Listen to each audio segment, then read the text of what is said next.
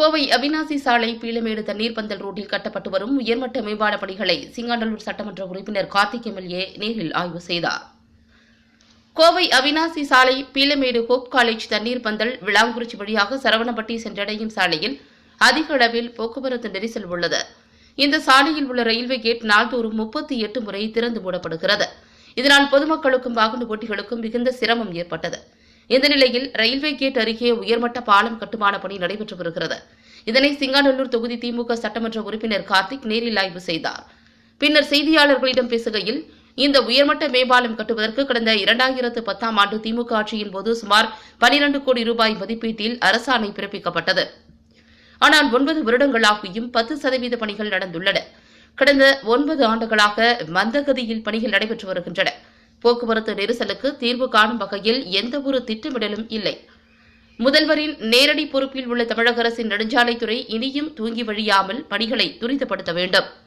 இதேபோல் மாநகரில் பல இடங்களில் மேம்பால பணிகள் மந்தகதியில் நடைபெற்று வருவதால் நகரில் போக்குவரத்து நெரிசலுக்கு தீர்வு இல்லை. அடிக்கடி சாலை விபத்து ஏற்படுகிறது. பொதுமக்களின் நலன் கருதி ஹோப் காலேஜ் தண்ணீர் பந்தல் ரயில்வே உயர்மட்ட மேம்பாலம் கட்டுமான பணிகளை விரைவில் முடிக்க தமிழக அரசு நடவடிக்கை எடுக்க வேண்டும் என்று கார்த்திக் எம்எல்ஏ கூறினார்.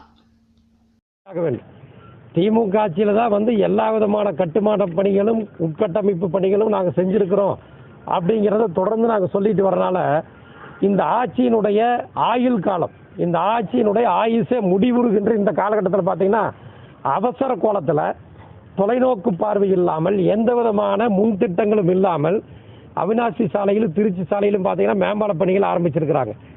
ஏற்கனவே காந்திபுரத்தில் பார்த்தீங்கன்னா மக்களுக்கு திமுக ஆட்சியில் உலகத்தமிழ் செம்மொழி மாநாட்டின் பொழுது தலைவர் கலைஞர் அவர்கள் அறிவித்த 100 கோடி ரூபாய் 3 அடுக்கு மேம்பால பணியை மாற்றி அமைத்து மக்களுக்கு பயனற்ற வகையில் ஒரு மேம்பாலத்தை அமைச்சாங்க. 100 அடி சாலையிலேயே அதே மாதிரி தான் ஒரு மேம்பாலத்தை அமைச்சாங்க.